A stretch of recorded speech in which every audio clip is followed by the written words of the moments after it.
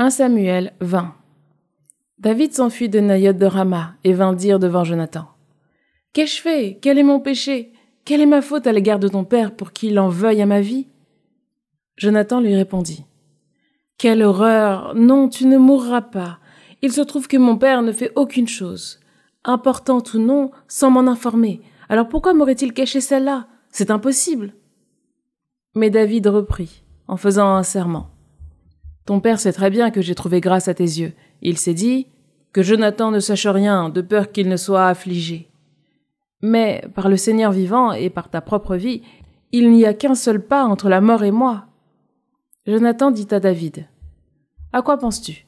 Je le ferai pour toi. » David répondit à Jonathan: « Demain ce sera la nouvelle lune, et moi je devrai prendre place auprès du roi pour le repas.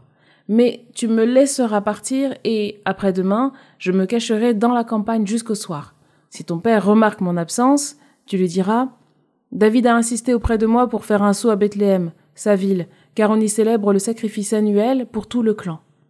S'il dit: c'est bien, je suis en paix, moi, ton serviteur. Mais s'il s'enflamme de colère, sache qu'il est résolu au pire. Agis avec fidélité envers ton serviteur, puisque tu m'as fait entrer dans une alliance du Seigneur avec toi. Mais si je suis coupable, fais-moi mourir toi-même.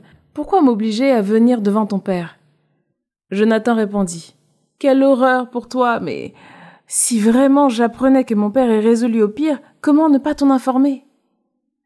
David dit à Jonathan: « Qui m'informera si ton père te répond avec dureté? » Jonathan lui répondit: « Viens, sortons de la campagne. » Et tous deux sortirent dans la campagne. Alors Jonathan dit à David: « Par le Seigneur, le Dieu d'Israël, demain et après-demain, à cette heure-ci, je sonderai les intentions de mon père, si tout va bien pour David, et si je n'envoie pas de message pour te le révéler, que le Seigneur amène le malheur sur Jonathan. Et pire encore, mais s'il fait trouver bon à mon père de te mettre à mal, je te le révélerai, et je te laisserai aller en paix. Que le Seigneur soit avec toi comme il fut avec mon père. Tant que je vivrai, puisses-tu agir envers moi avec fidélité, comme le Seigneur, pour que je ne meure pas.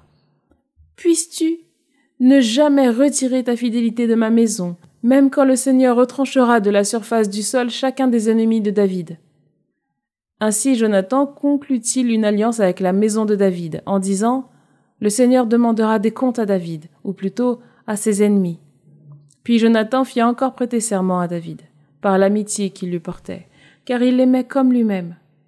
Jonathan lui dit: « Demain, c'est la nouvelle lune. On remarquera ton absence à cause de ta place inoccupée. Après-demain, tu descendras vite. Tu arriveras à l'endroit où tu as été caché l'autre jour, et tu te placeras à côté de la butte. Quant à moi, je tirerai 3 flèches de ce côté, comme pour viser une cible. J'enverrai le garçon en disant: « Va, retrouve les flèches. » Puis, je lui dis: « Les flèches sont en arrière de toi, ramasse-les. Alors tu pourras revenir, tu seras en paix. » Par le Seigneur vivant, tout ira bien. Mais si je dis au jeune homme: « Les flèches sont au-devant de toi », alors tu t'en iras, car c'est le Seigneur qui te fait partir. La parole que nous venons d'échanger, toi et moi, le Seigneur en est le garant pour toujours entre toi et moi. » David se cachait donc dans la campagne. Quand arriva la nouvelle lune, le roi prit place à table pour le repas. Le roi s'assit à sa place, comme les autres fois, sur le siège contre le mur. Jonathan se mit en face d'Abner, assis à côté de Saül. Mais la place de David resta inoccupée. Saül n'en parla pas ce jour-là, car il se disait: quelque chose est arrivé qui l'aura rendu impur. Sans doute n'est-il pas pur. Or, le lendemain de la nouvelle lune, le 2e jour, la place de David restait inoccupée.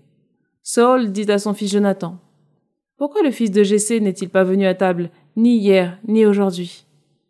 Jonathan répondit à Saül: « David m'a demandé avec insistance de le laisser aller jusqu'à Bethléem.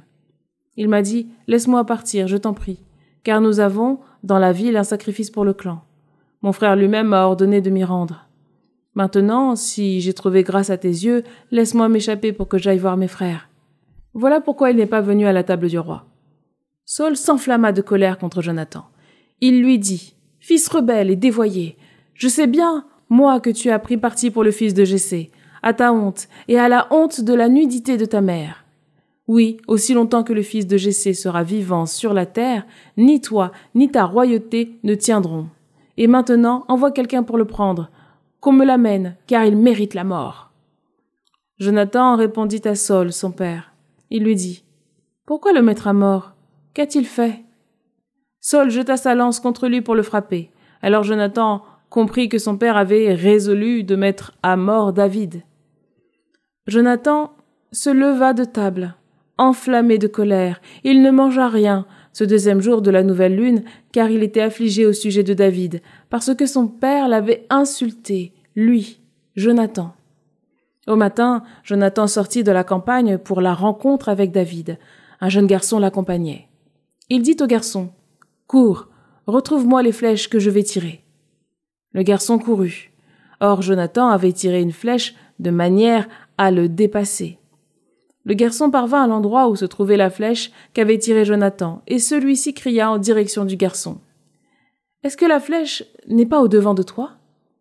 Puis Jonathan cria au garçon, « Vite, dépêche-toi, ne t'arrête pas. » Le garçon de Jonathan ramassa la flèche et revint auprès de son maître.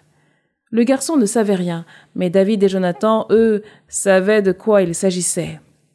Jonathan confia ses armes à son garçon et lui dit, « Va les reporter à la ville. » Le garçon étant parti, David, à côté de la butte, se leva. Il tomba face contre terre et se prosterna 3 fois. Ils s'embrassèrent et pleurèrent l'un avec l'autre, jusqu'à ce que David eût dominé ses larmes. Alors Jonathan dit à David, « Va en paix, puisque nous avons tous deux prêté serment au nom du Seigneur en disant que le Seigneur soit entre toi et moi, entre ta descendance et la mienne, pour toujours. »